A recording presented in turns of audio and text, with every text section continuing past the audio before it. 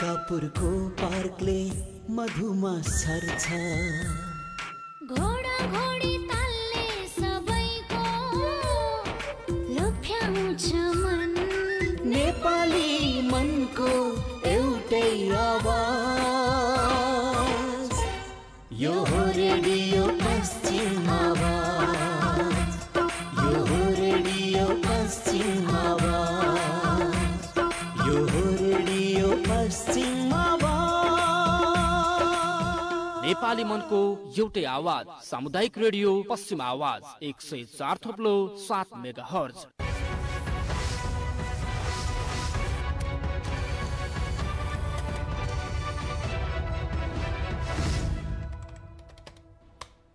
नमस्कार, म प्रकाश घिमिरे। कार्यक्रम संकल्पमा तपाईलाई स्वागत छ।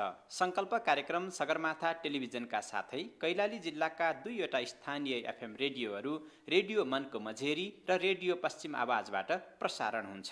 यो कार्यक्रम एफसीडीओ को सहयोगमा मर्सीकोर नेपालले कैलाली जिल्लाका 6वटा स्थानीय तहमा सञ्चालन गरेको सीमान्तकृत बालिकाहरूको शिक्षामा सहयोग स्टेम परियोजना संघको सहकार्यमा तयार पारिएको हो।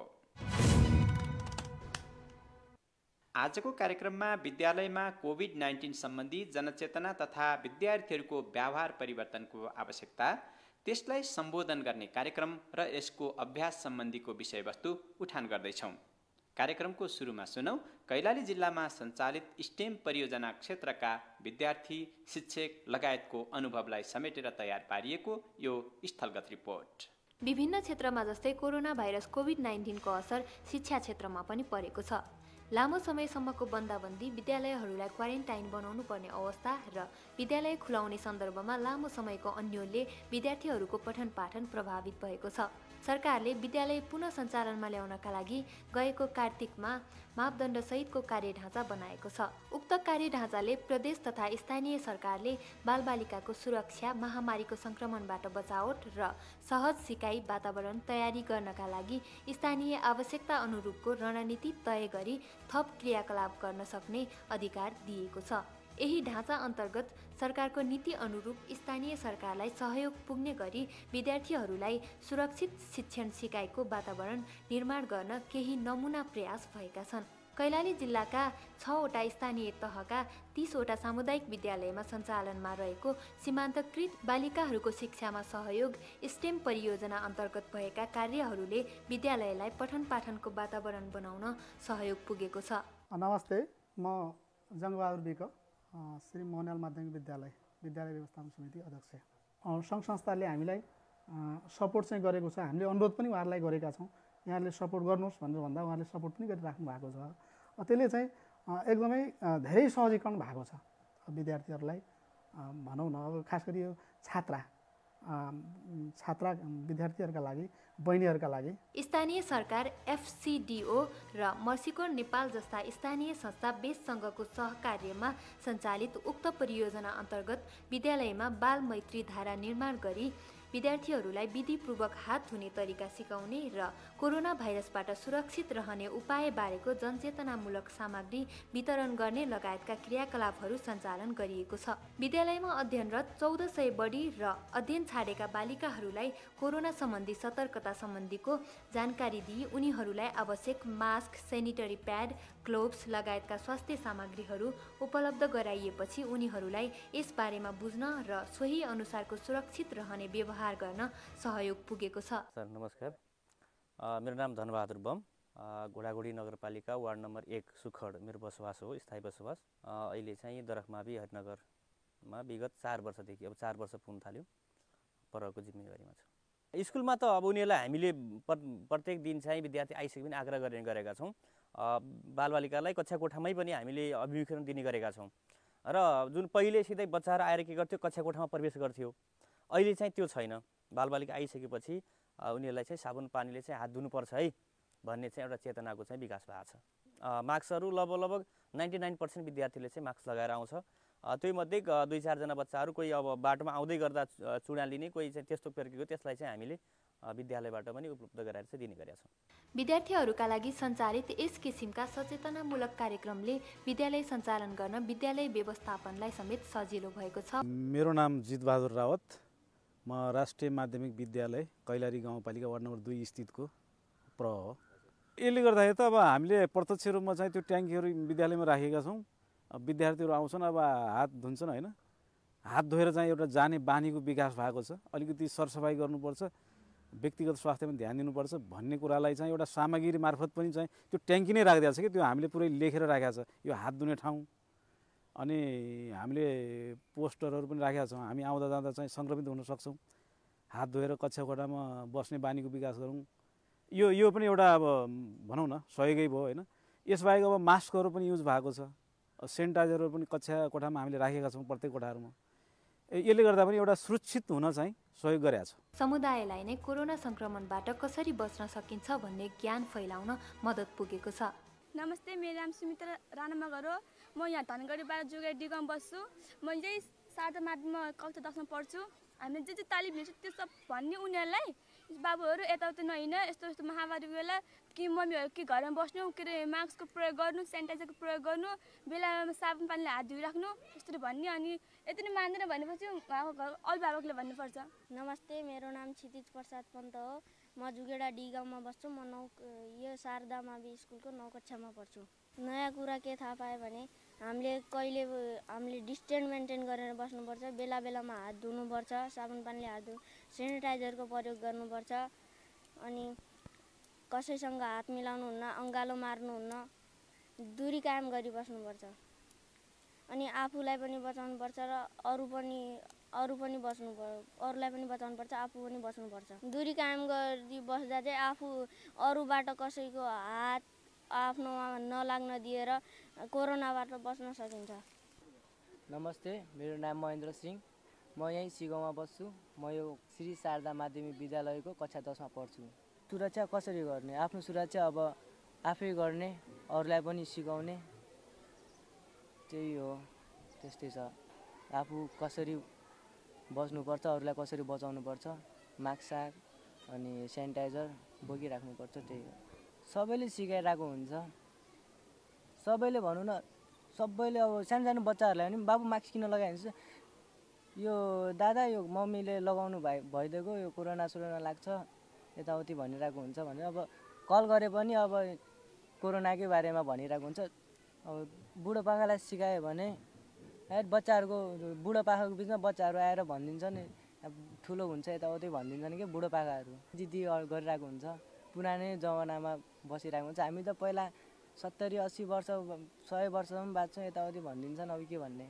परियोजनाले विद्यालय बाहिर रहेका बालबालिकाहरूलाई पनि कोभिड महामारीको समयमा उनीहरूको व्यवसाय सुरक्षित सञ्चालनका लागि पनि सहयोग गरेको छ। यसैगरी परियोजना सञ्चालन भएका विद्यालय क्षेत्रमा हात धुने सुविधा समेतको व्यवस्थाले गर्दा समुदायका साथै विद्यालय सञ्चालनमा कोभिड जोखिम घटाउन सघाउ मिलेको विश्वास गर्न बल पुगेको छ।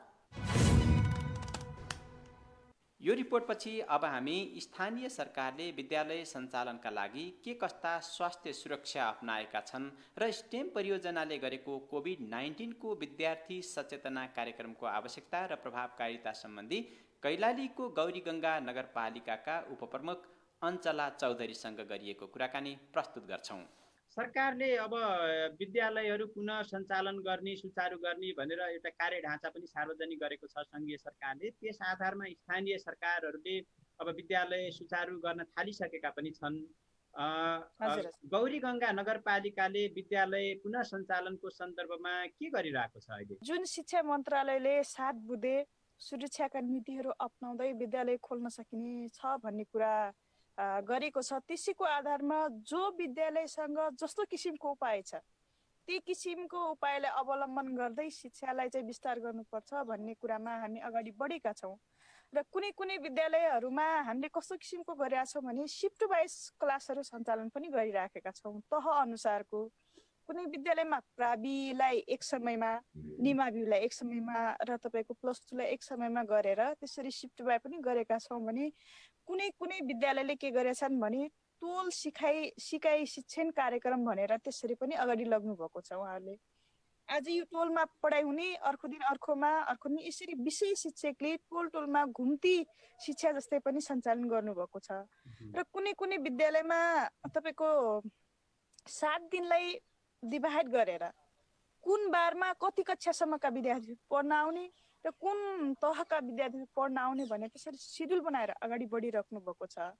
र त्यसमा हामीले के भनेछौँ भने अनिवार्य रूपमा बच्चालाई मास्क चाहिँ लगाउनै पर्ने, त्यसपछि गेटमा छिर्दाखेरि उहाँहरूको ज्वरो एउटा तापक्रम नाप्नै पर्ने र सेनिटाइजर अनिवार्य रूपमा राख्ने र एउटा विद्यालयमा सकेसम्म एउटा कक्षामा एक बेन्चमा 2 जना 1 जना राख्ने गरी यो शिक्षा चाहिँ अगाडि बढाउनु पर्छ भनेर हामी त्यही किसिमको तयारी गरेर अहिले अगाडि बढिरहेछौँ। विद्यार्थीहरूलाई पढाउँदै गर्दाखेरि त्यहाँनिर चाहिँ स्वास्थ्य सुरक्षा र सावधानीको कुरा पनि महत्त्वपूर्ण हुन आउँछ। त्यो सन्दर्भमा जस्तो हात धुने कुरालाई सुनिश्चितता गर्ने, उपयुक्त ढङ्गले मास्क लगाउने, अब त्यो चाहिँ भौतिक दूरी कायम गर्ने लगायतका कुराहरू छन् नि, त्यसको सुनिश्चितताको लागि कसरी यहाँहरूले काम गर्नुभएको छ? त्यो पाटो नगरपालिकाको कति प्राथमिकताको पाटो हो र त्यसमा यहाँहरूले कसरी काम गर्नुभएको छ? गौरीगङ्गा नगरपालिकामा अहिले पनि हामीसँग 42 वटा विद्यालयहरू छन् र त्यसमा काम गर्ने सङ्घ संस्थाहरू पनि हुनुहुन्छ र उहाँहरूको उद्देश्य पनि कोभिड-19लाई व्यवस्थापन गर्दै शिक्षाको सुनिश्चितता अगाडि बढाउने उहाँहरूको पनि लक्ष्य हो। त्यसै अनुरूप कुन कुन विद्यालयमा कुन कुन संस्थाले काम गरिरहेछ उहाँहरूसँग कोअर्डिनेसन गरेर उहाँहरूको समन्वय गरेर हामी उहाँहरूले कुन कुरामा सपोर्ट गर्ने भन्ने किसिममा सहकार्य गरेर त्यसरी पनि अगाडि बढिराखेका छौँ। र कुनै उसमा चाहिँ जुन विद्यालयको आर्थिक अवस्था एकदमै कमजोर छ, उहाँहरूको व्यवस्थापन पक्ष एकदमै कमजोर छ, त्यसमा पनि हाम्रो नगरपालिकाको शिक्षा शाखाले के सहयोग गरेर त्यो विद्यालयलाई पठन पाठनको लागि अगाडि बढाउन सकिन्छ त्यो किसिमको योजना बनाएर चाहिँ अहिले अगाडि बढिराख्नु भएको छ। र यसमा सहयोग गर्ने हाम्रो दात निकायहरू पनि हुनुहुन्छ। जस्तै स्टिम परियोजनाले अहिले गौरीगङ्गाको 3 वटा विद्यालयहरूमा काम गर्दै आएको छ। त्यसमा उहाँहरूले पनि हामीलाई थुप्रै सहयोग गर्नुभएको छ। तपाईँको हात धुने मेसिनहरू, अनि विद्यालय शिक्षा कार्यक्रमहरू, विद्यार्थीहरूलाई सुरक्षाका कुराहरू कसरी अपनाउने भन्ने जनचेतनामूलक कार्यक्रमहरू गर्दै त्यो किसिमको सुरक्षाका कुराहरू अपनाउँदै चाहिँ अगाडि बढेका कुराहरू पनि छन् हाम्रो गौरीगङ्गा नगरपालिकामा। तर हामी चाहिँ काम गर्ने सङ्घ संस्थाहरूसँगको समन्वयमा चाहिँ यो शिक्षालाई अगाडि बढाइराखेका छौँ। अनि सुरक्षाको कुरामा हामी के छ भने सकेसम्म भौतिक दूरीका कुराहरू त अघि पनि मैले भने, किनकि एउटा विद्यालयमा एउटा बेन्चमा एउटा कक्षामा 1 जना विद्यार्थी राख्ने गरेर हामीले त्यसरी किसिमको निर्णयमा पुगेका छौँ। त्यो कुरालाई अपनाउँदै विद्यालयले पनि शिक्षा दिइराखेको छ। र अरू सुरक्षाको कुराहरू जस्तै कुनै विद्यालयमा त्यस्तो किसिमको लक्षण देखियो भने हामी त्यसको परीक्षणको लागि चाहिँ निःशुल्क नगरपालिकाले व्यवस्था गर्दै त्यसरी अगाडि बढिरहेछ। विद्यालय सञ्चालन गर्दाखेरि को सन्दर्भमा यहाँले भोग्नुभएका चुनौतीहरू चाहिँ के हुन्?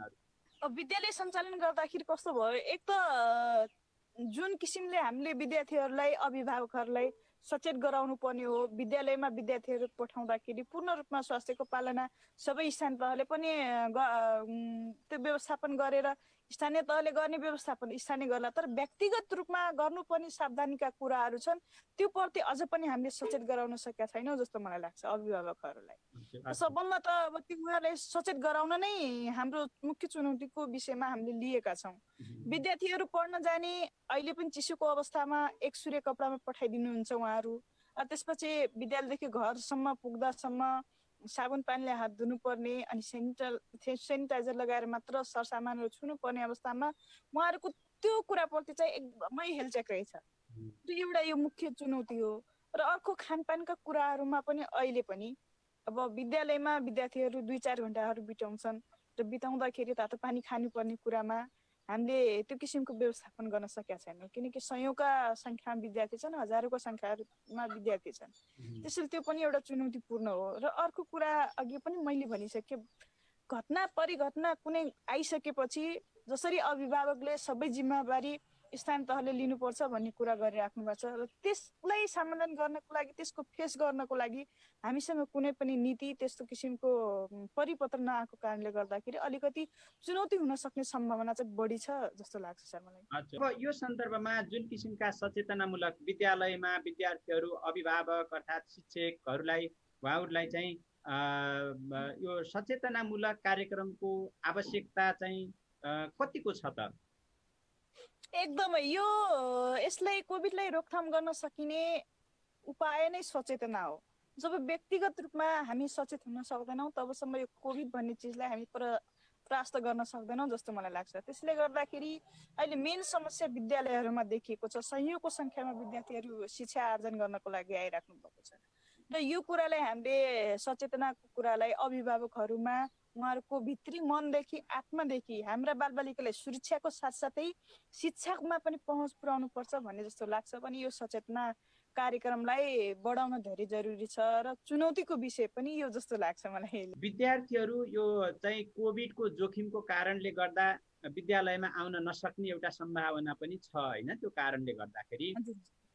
तर त्यो कारणलाई न्यूनीकरण गर्नको लागि विद्यालयमा चाहिँ अब हात धुने एउटा चाहिँ ह्यान्ड वासिङ स्टेसनदेखि लिएर चाहिँ सरसफाइको अन्य कुराहरू, मास्कदेखि लिएर केही नयाँ कुरा चाहिँ सिकिन्छ योबाट बच्नको लागि भन्ने खालका यस्ता किसिमका सचेतना र उनीहरूको व्यवहारसँग जोडिएका पाटोहरूको भूमिका कतिको हुन्छ, त्यसमा नगरपालिकाले त्यो पाटोलाई कसरी हेरेको छ भन्ने मेरो प्रश्न चाहिँ यहाँनिर हो। चाहिँ ह्यान्डवासका कुरा त हामीले प्रत्येक विद्यालयमा स्थापना गरिसकेका छौँ। त्यसपछि त्यसलाई अब सुरुमा विद्यालय क्षेत्र प्रवेश गर्ने बित्तिकै साबुन पानीले हात धोएर त्यसपछि क्लासमा जाँदाखेरि सेनिटाइजर प्रयोग गरेर त्यसरी जाने त हाम्रो छँदैछ। अर्को अब कोभिडकै कारणले गर्दाखेरि विद्यालयसम्म पहुँच नहुने विद्यार्थीहरूको लागि अब अहिले तत्काल सायद मलाई लाग्छ नगरपालिकालाई यो चाहिँ एउटा चुनौतीको विषय नै हो। किनकि सुरुमा त अभिभावक नै सचेत हुनुपर्छ। अभिभावक सचेत नहुन्जेलसम्म यो हामीले स्थान तहले मात्र जति प्रयास गर्दा पनि यो कुरालाई हामी न्यूनीकरण गर्न सक्दैनौँ। एउटा सरकारको पाटोको विषय हो र जुन व्यक्तिगत रूपमा आफूले ध्यान दिनुपर्ने कुरा हो त्यसलाई नै हामीले मलाई लाग्छ चेतनाकै कुरा हो। चेतनामा हामीले अभिवृद्धि गर्न सक्यौँ भने पहिला पनि विद्यार्थीहरू विद्यालयसम्म पुगि नै राख्नु भएको थियो, अब अहिले पनि पुगिरहेछन्। तर बिचमा हाम्रो कोभिडले गर्दाखेरि अब त्यो सहज रूपमा पाउनु पनि शिक्षामा बाधा परेको चाहिँ सबैलाई थाहा छ। अब यो विषयमा मानसिक रूपमा पनि हामी योसँग लड्न सक्छौँ, यो चिज यस्तो हो, रोग यस्तो हो भन्ने विषयमा चाहिँ विद्यार्थीहरूलाई अलिकति सचेत गरायौँ भने उहाँहरूले आफू साथसाथै आफ्नो टोल छिमेकमा पनि त्यही किसिमको व्यवहार अपनायो भने अलिकति सहजता हुन्छ कि जस्तो लाग्छ सर। अञ्चला चौधरीसँग गरिएको यो कुराकानीपछि फेरि हामी अर्को रिपोर्टतर्फ लाग्दैछौँ र यो रिपोर्टमा खास गरी कोरोनाले विद्यालय क्षेत्रमा पारेको असर र यसमा आगामी दिनमा अपनाउनु पर्ने सावधानी सम्बन्धीका नीति, कार्यक्रम तथा तयारीको सवाललाई समेटेका छौँ। सुनौ यो रिपोर्ट। युनेस्कोका अनुसार कोरोनाका कारण विद्यालय बन्द हुँदा विश्वभरका करिब 1 अर्ब 30 करोड विद्यार्थीहरूको पढाइ प्रभावित भएको छ। नेपालमा पनि 35,000 बढी विद्यालयमा अध्ययनरत 81 लाखभन्दा बढी विद्यार्थीहरूको पठन पाठन प्रभावित भएको छ। नेपाल मानव विकास प्रतिवेदन 2020ले कोभिडको कारणले विद्यालय बन्द हुँदा लाखौं नेपाली विद्यार्थीको पढाइ प्रभावित हुने चिन्ता व्यक्त गरेको छ। यसको असर सीमान्त र विपन्न वर्गका विद्यार्थीमा बढी परेको छ। कोभिडको प्रभावलाई न्यूनीकरण गर्न छोटो, मध्यम र दीर्घकालीन राहत, आर्थिक पुनरुत्थान र उत्पादनशील रूपान्तरणको आवश्यकतामा जोड दिएको छ। कोभिड र विद्यालय शिक्षाको सम्बन्ध सिकाइसँगै सामाजिक, आर्थिक, स्वास्थ्य तथा मनोवैज्ञानिक जस्ता सवालसँग पनि जोडिने गर्दछ। नेपालमा पछिल्ला दिनहरूमा कोरोना भाइरस फैलने क्रम बढ्दै गएको छ। डिसेम्बरको मध्यसम्ममा 2,50,000 बढी कोरोना संक्रमित भएका छन् भने तीमध्ये 1,700 बढीले ज्यान गुमाएका छन्। विश्व स्वास्थ्य सङ्गठनका अनुसार कोरोना भाइरस तत्काल समाधान भइहाल्ने अवस्था देखिँदैन, बरु कोरोनासँगै समायोजित भएर अघि बढ्नुको विकल्प नरहेको सन्दर्भमा बन्द रहेर फेरि सञ्चालनमा आएका हाम्रा विद्यालयहरूमा खास गरेर सचेतना, मास्क तथा सेनिटाइजरको प्रयोग र भौतिक दूरी कायम गर्दै विद्यालय शिक्षालाई कोरोना कहरका बीचबाट सञ्चालन गराई विद्यालय शिक्षालाई जीवन्त राख्नुको विकल्प छैन। कार्यक्रममा प्रस्तुत गरिएका विभिन्न रिपोर्ट र अन्तर्वार्तामा आधारित भनाइले पनि यो स्पष्ट पार्छ कि कोभिडको जोखिम न्यूनी गर्न अपनाउनु पर्ने तरिकाको बारेमा सचेतना र व्यवहार परिवर्तनमा आधारित क्रियाकलापहरू आवश्यक छन् र यसको प्रभावकारिता पनि बढी नै हुन्छ। यो सवाल विभिन्न मन्त्रालय, तीनै तहका सरकारबीचको समन्वयसँग पनि जोडिएको छ। सरकारले यसमा कसरी काम गरिरहेको छ त? अब हामी स्वास्थ्य तथा जनसङ्ख्या मन्त्रालयका प्रवक्ता डाक्टर जागेश्वर गौतमसँग गरिएको कुराकानी यहाँनिर जोड्दैछौँ। पहिला चाहिँ 20, 22, 25% पोजिटिभ देखिन्थ्यो भने अहिले 11, 12, 13, 14, 15 यस्तै पर्सेन्ट मात्रै पोजिटिभ छ। सङ्ख्या घटेकै हो यो। त्यो कुरा कसरी पनि प्रमाणित हुन्छ भने अहिले अस्पतालमा जुन आइसियुको बेडहरू हैन, सिरियस बिरामीलाई त आइसियुमा राख्नु पर्यो नि, त्यसमा पनि आइसियुको बेडको अकुपेन्सी पनि घट्या छ, सङ्ख्या घट्या छ। सङ्ख्या घट्यो भनेर फेरि यसको जोखिम घट्या छैन, फेरि बढ्न सक्छ। हामी पथपरहेजमा बसेन, अरू चाहिँ जनस्वास्थ्यको मापदण्ड फलो गरेन, फेरि भिडभाड गर्यो, मास्क लगाएन भने फेरि बढ्न सक्छ। यो स्वास्थ्य तथा जनसङ्ख्या मन्त्रालयको जुन मापदण्ड छ हैन, दूरी कति हुनुपर्ने, कतिजनाभन्दा बढी भिड नहुनुपर्ने, के लगाउनु पर्ने हैन, बसमा चाहिँ चढ्दा के गर्नुपर्ने भन्ने जुन मापदण्डहरू छन्, ती मापदण्डहरू राम्रोसँग फलो भएको पनि छैन कतिपय ठाउँमा।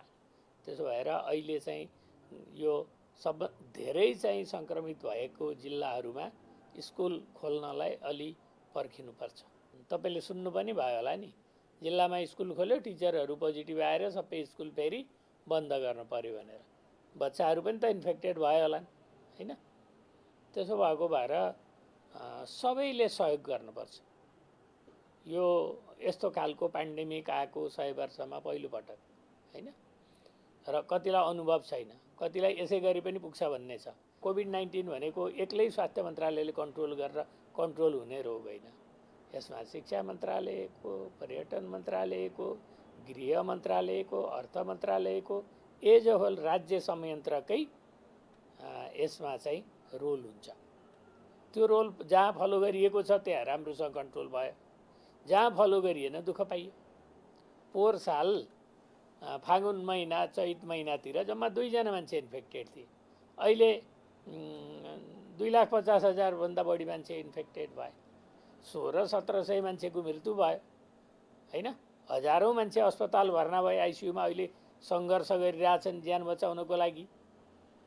यो चाहिँ हामीले जनस्वास्थ्यका मापदण्डहरू फलो नगरेर भएको हो नि त। फलो गरेको भए त यो इन्फेक्सन हुने थिएन, यो बढ्ने थिएन। एउटा गल्ती हामीले पहिले गरिसक्यौँ, अब अर्को गल्ती पनि फेरि दोहोऱ्याउनु, अनुभव नभएर कुनै गल्ती गर्नु स्वाभाविक होला अरे एकछिनको लागि मानौँ। थाहा पाउँदै पनि व्यवस्था गर्नु, हेलचेक्र्याइँ गर्नु, लापरवाही गर्नु, त्यो त मिलेन नि। स्कुलमा कोरोनाबाट कसरी बच्ने भनेर शिक्षा पाउँछन् र घरमा गएर बाबुआमालाई, परिवारलाई सिकाउँछन् भन्ने जुन भन्नुभयो त्यो कुरा ठिकै छ। तर त्योभन्दा इन्फेक्सन हुन नदिने जुन व्यवहारहरू परिपाटीहरू पालना गर्नु मुख्य कुरा। त्यति ठुलो कष्टमा हामी त्यति मूर्ख मान्छे हो गल्ती गर्दै सिक्दै गर्ने, त्यसो गर्नु हुँदैन। त्यसो भएर भन्छन् नि, wise people learn from others mistake भन्छन् नि। मान्छेहरूले अन्त मिस्टेक गरेर फेरि दोस्रोचोटि लकडाउन गरिरहेछन् फ्रान्समा, जर्मनीमा हैन। अब हामी पनि त्यही गल्ती गर्ने, उनीहरूले गरेको गल्ती हामी दोहोऱ्याइराख्ने। हामी के त्यो मूर्ख क्याटेगोरीको मान्छे हो हामी? त्यसो भएर त्यसो गर्नु हुँदैन। जहाँ जोखिम धेरै छ त्यहाँ स्कुल खोलेर कुन चाहिँ बहादुरी भयो? फेरि भोलि सङ्क्रमित धेरै हुन्छन्, अनि स्कुल खोलिदिने, अनि स्वास्थ्य मन्त्रालयले काम गरेन भनिदिने, हामीले भने नमान्ने, आफू खुसी गर्ने हैन। त्यसो गर्नु हुँदैन। जहाँ जोखिम कम भएका जिल्लाहरू छन् त्यहाँ चाहिँ खोल्न सकिन्छ। स्थानीय तहलाई म 3टा कुरा अपिल गर्न चाहन्छु। एउटा कुरा, तपाईँको स्थानीय तहमा इन्फेक्सन छैन भने स्कुल चाहिँ खोल्नुहोस्, तर स्कुल खोल्दाखेरि जनस्वास्थ्यका मापदण्डहरू फलो गर्नुहोस्, दूरी कायम गर्नुहोस्, भिडभाड नगराउनुहोस्, बच्चालाई राम्रोसँग हात खुट्टा धुने पानीको व्यवस्था गर्नुहोस्।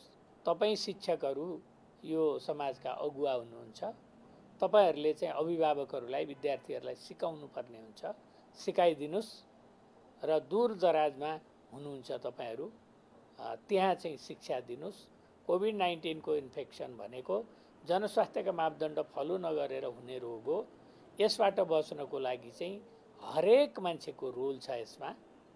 हामी सबैको दायित्व छ। त्यो दायित्व हामी सबैले फलो गर्नुपर्छ। टिचरहरूले यो विद्यार्थी मार्फत अभिभावकहरूलाई नै पुर्याइदिनुस् भन्न चाहन्छु। डाक्टर जागेश्वर गौतमसँग गरिएको कुराकानीपछि पनि हामी कुराकानीकै श्रृङ्खलालाई निरन्तरता दिँदैछौँ। स्वास्थ्य मन्त्रालयले विद्यार्थीहरूको स्वास्थ्य सुरक्षाको पाटोमा काम गर्ने हो, तर विद्यालयको पठन पाठनलाई सुरक्षित ढङ्गले सुचारू गर्ने मुख्य दायित्व शिक्षा मन्त्रालयको हो। विद्यार्थीहरूको स्वास्थ्य सुरक्षा र पठन पाठनलाई शिक्षा मन्त्रालयले कसरी जोड्दैछ त? अब हामी शिक्षा, विज्ञान तथा प्रविधि मन्त्री गिरिराजमणि पोखरेलसँग गरिएको यो कुराकानी प्रस्तुत गर्छौँ। विद्यालयमा चाहिँ कोभिडको सावधानी कति जरुरी देख्नुहुन्छ यहाँले? एकदमै जरुरी छ। अब कोभिड अगाडिको विद्यालय होइन, बुझिराख्दिनु होला। अब यो कोभिड पछाडिका विद्यालयहरू भौतिक दूरी कायम गर्ने अनि त्यसपछि चाहिँ स्वास्थ्य मन्त्रालयले भनेका मापदण्डहरूलाई लागू गर्ने, त्यस्तै किसिमले चाहिँ मास्कको प्रयोग गर्ने, सेनिटाइजरको प्रयोग गर्ने। अहिले जुन चाहिँ यो भाइरस अझै रहन्छ भनेपछि त्योसँग चाहिँ लड्ने आफ्नो प्रतिरोधात्मक क्षमता बढाउने यस्ता कयौँ कुराहरूमा जनचेतनामूलक कुरा पनि त्यसका चाहिँ तयारीका कुरा पनि विद्यालयहरूले ध्यान दिनुपर्छ। आफूलाई सुरक्षित गर्दै अहिले स्कुल खुलो भनेर चाहिँ अनावश्यक खालका चाहिँ भिडभाड गर्ने काम गर्नु हुँदैन। अनावश्यक खालका चाहिँ त्यो सङ्क्रमण हुन सक्ने पक्षहरूप्रति सचेत रहनु पर्दछ। र फेरि मलाई चाहिँ कस्तो लाग्छ भने विद्यालयहरूले ठिक ढङ्गले कुरा बुझे भनेदेखि गाउँ समाजै त्यो बदल्न सकिन्छ होइन। त्यस कारणले जनचेतना फैलाउने पनि एउटा पुर्याउने पनि एउटा राम्रो अवसर पनि हो। विद्यालय खुल्ने तर्खरमा छ, अर्कोतिर अझै कोभिडको जुन जोखिम छ त्यो साम्य भइसकेको अवस्था छैन। यो अवस्थामा चाहिँ यो विद्यालयमा पठन पाठन र यो कोभिडको व्यवस्थापनको लागि चाहिँ सरकारले चाहिँ के तयारी गरिरहेको छ? अब यो अलि ठुलै प्रश्न, सामयिक सान्दर्भिक कुरा पनि गर्नुभएको छ। मैले यसमा 4वटा कुरा भन्छु। 1 नीतिगत कुरा, 2 संरचनागत कुरा, 3 कार्यक्रमिक कुरा र 4 चाहिँ बजेटको कुरा हुन्छ। जब हाम्रो अगाडि यो कोभिडको सङ्क्रमण देखा पर्यो त्यसपछि हामीले नीतिगत निर्णयहरू गऱ्यौँ। सिकाइ सहजीकरण निर्देशिका असारमा जारी गऱ्यौँ हामीले। त्यसपछि अझै सङ्क्रमण बढिसकेपछि हामीले चाहिँ त्यसलाई बाध्यकारी ढङ्गले लैजानुपर्छ र चाहिँ 4वटा पद्धतिको आधारमा पहिलो पाठ्यपुस्तक पुर्याउने र स्वयं सिक्ने सामग्री बनाउने, दोस्रो कुरा चाहिँ रेडियो पाठशाला कार्यक्रम चलाउने, तेस्रो चाहिँ टेलिभिजन शिक्षालय कार्यक्रम चलाउने र चौथो कुरा चाहिँ हामीले अनलाइनबाट जहाँ इन्टरनेटको सुविधा छ त्यो कुरालाई पनि हामीले चाहिँ जोड्यौँ। र यो घरलाई शिक्षालय बनाउने, त्यसपछि चाहिँ रेडियो टेलिभिजनहरूबाट चाहिँ शिक्षात्मक काम लैजाने, सँगसँगै यो अनलाइन पद्धतिहरू जेबाट सम्भव छ विद्यार्थीलाई खोजेर पत्ता लगाएर उसको चाहिँ न्यूनतम सिकाइ सुनिश्चित गर्नुपर्छ भन्यौँ। त्यसको लागि सुरुमा हामीले पालिकाहरूलाई 3 लाख, 4 लाख, 5 लाखको बजेट दियौँ। पछि फेरि हामीले सबैतिर छलफल गऱ्यौँ र यसलाई कार्यान्वयन गर्नको लागि कहाँ सपोर्ट गर्नुपर्छ भन्ने ढङ्गले गऱ्यौँ। मन्त्री परिषदले नि आकस्मिक कार्ययोजना बनाएर अहिले चाहिँ हामी कस्तो गरेका छौँ भन्दाखेरि शिक्षक र विद्यार्थीहरूको बिचमा घनिष्ठ सम्बन्ध होस् भनेर एउटा CUG को कार्यक्रम लिएर आएका छौँ। क्लोज युजर्स ग्रुप भनेर एउटा परिवारलाई एउटा सिम दिइन्छ होइन, अनि त्यहाँ 1 भन्दा बढी विद्यार्थी छन् भने उनीहरूले सबैले मिलेर प्रयोग गर्छन्। त्यसको चाहिँ दायित्व चाहिँ सरकारले लिएको छ। हामी 3 तहका सरकारहरू छौँ। हाम्रो मूल कुरा के रह्यो भने फेस टु फेसबाट सक्नुहुन्छ, फेस टु फेसबाट सक्नुहुन्न भने वैकल्पिक पद्धतिबाट सिकाइ अगाडि बढाएर शैक्षिक सत्र सुनिश्चित गर्नुपर्छ भनेका छौँ। त्यस अन्तर्गत हाम्रा धेरै कार्यक्रमहरू छन्। हामीले चाहिँ अडियो भिजुअल उत्पादन गर्न काम गरेका छौँ।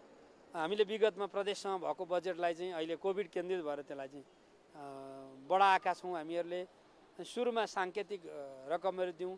अब अहिले इन्टरनेटको सुविधा विस्तार गर्ने ढङ्गले पनि त्यसभित्रपट्टि त्यही प्रकारको चाहिँ साङ्केतिक सहयोगात्मक कुराहरू भएका छन्। त्यही कारणले कोभिड केन्द्रित भएर हाम्रो चाहिँ हाम्रा केटाकेटीहरूको, हाम्रा विद्यार्थीहरूको, हाम्रा भाइ बहिनीहरूको शैक्षिक सत्र चाहिँ सुनिश्चित गर्ने गरी हामी सबै लाग्नुपर्छ भनेका छौँ। त्यस कारणले कार्यक्रम पनि छन्, बजेटहरू पनि त्यसको लागि चाहिँ अहिले भर्खरै मात्रै झन्डै 3 अरब जतिको बजेट चाहिँ हामी विद्यालयहरूको लागि यिनी प्रयोजनको लागि पनि पठाउँदैछौँ। नीतिगत काम पनि गरिएको छ, संरचनागत काम पनि गरिएको छ, कार्यक्रमिक ढङ्गले पनि अगाडि बढेका छौँ र त्यसपछि बजेटमा पनि हामीले सपोर्ट गरेका छौँ, मिलेर गर्ने भनेका छौँ।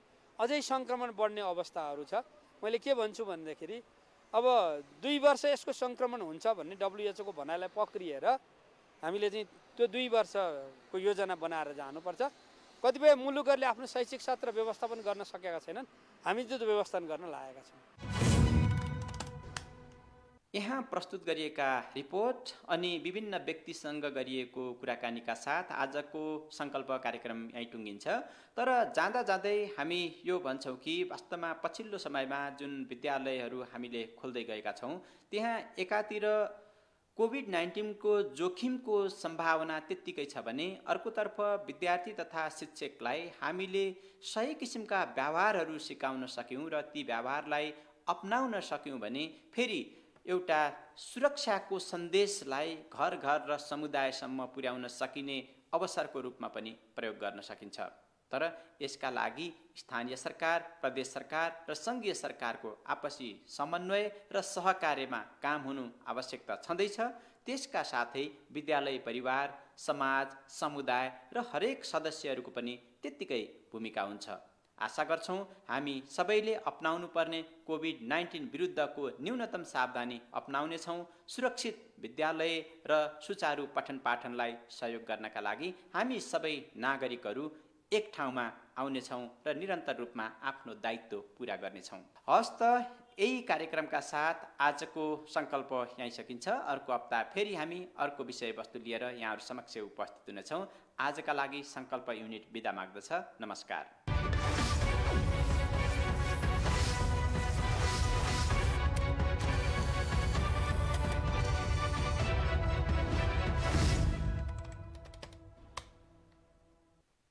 यो हो रेडियो पश्चिम आवाज, यो हो रेडियो पश्चिम आवाज, यो हो रेडियो पश्चिम आवाज।